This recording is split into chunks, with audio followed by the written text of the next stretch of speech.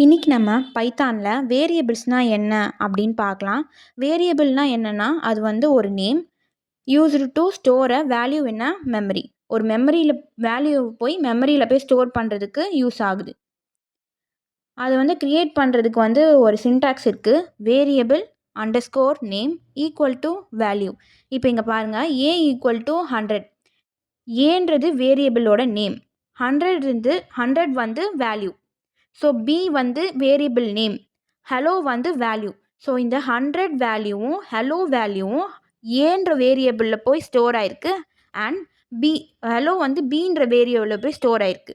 இப்போ இது ரெண்டுத்தையும் பிரிண்ட் ஏ பிரிண்ட் பி நம்ம கொடுத்தோன்னா, பிரிண்ட் ஏன்னா என்ன? ஏ வந்து ஒரு வேரியபிள். இந்த வேரியபிளில் என்ன ஸ்டோர் ஆயிருக்கு? 100. ஸோ 100 அவுட்புட்டில் வரும். பீன்றது என்ன? வேரியபிள். இந்த வேரியபிள்குள்ளே என்ன ஸ்டோர் ஆயிருக்கு? என்ன வேல்யூ ஸ்டோர் ஆயிருக்கு? ஹலோ. ஸோ அந்த ஹலோ வந்து அவுட்புட்டில் வரும்.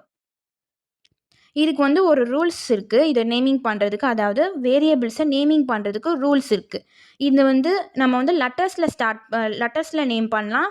அதே மாதிரி அண்டர்ஸ்கோர்ஸில் நேம் பண்ணலாம். பட் வந்து நம்பர்லேயோ இல்லை வந்து ஸ்பேஸ் விட்டோ வந்து ஸ்டார்ட் பண்ணக்கூடாது. இங்கே பாருங்கள், ஏஜ் 1 வந்து கரெக்ட். ஆனால் அதே டைமில் 1 ஏஜ் அப்படின்னு நம்ம கொடுக்கக்கூடாது. இப்போ A1 B1 B2 அந்த மாதிரி கொடுக்கலாம். ஆனால் வந்து 1A 2B 2C அந்த மாதிரி கொடுக்கக்கூடாது. அண்டர்ஸ்கோர் ரோல் அப்படின்னு நம்ம கொடுக்கலாம்.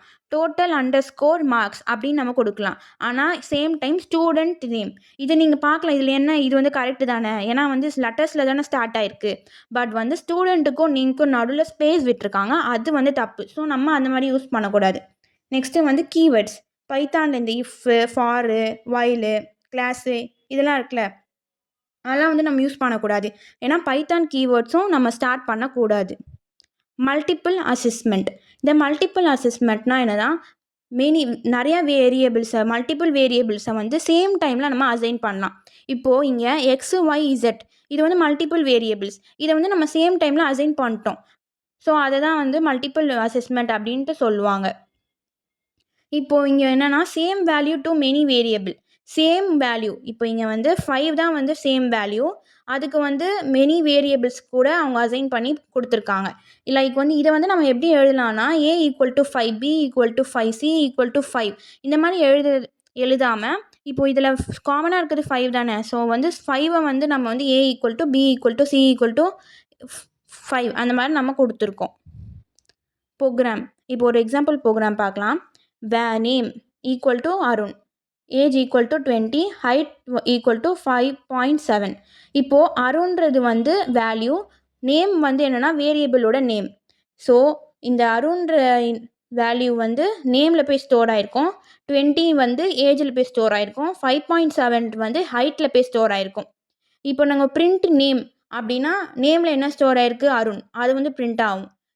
பிரிண்ட் ஏஜ்னால் ஏஜில் என்ன ஸ்டோர் ஆகிருக்கு? 20. ஸோ அந்த 20 பிரிண்ட் ஆகும். ஹைட்டில் என்ன ஸ்டோர் ஆகிருக்கு? 5.7. ஸோ அது வந்து பிரிண்ட் ஆகும். ஸோ அவ்வளோதான் வேரியபிள்ஸ்னால். நெக்ஸ்ட் வீடியோவில் டேட்டா டைப்ஸ் பார்க்கலாம்.